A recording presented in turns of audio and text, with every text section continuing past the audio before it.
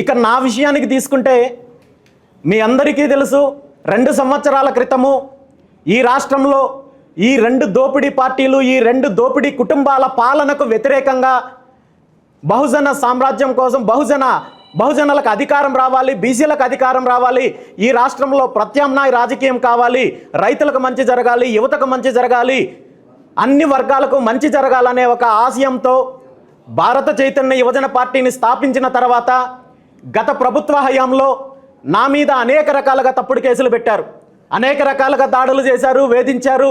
ఇవన్నీ కూడా నేను చెప్పడం కాదు, ఈ రాష్ట్ర ప్రజలందరికీ తెలుసు. ప్రస్తుత ముఖ్యమంత్రి చంద్రబాబు నాయుడు గారు సాక్షాత్తు పుంగనూరుకు వచ్చినప్పుడు బహిరంగ సభలో ఈ విషయాల గురించి స్పష్టంగా చెప్పారు. నా మీద తప్పుడు కేసులు పెట్టారని. సాక్షాత్తు అసెంబ్లీలో నా మీద 27 క్రిమినల్ కేసులు, తప్పుడు కేసులు పెట్టారని చెప్పి ముఖ్యమంత్రి గారు స్వయంగా ప్రకటించారు.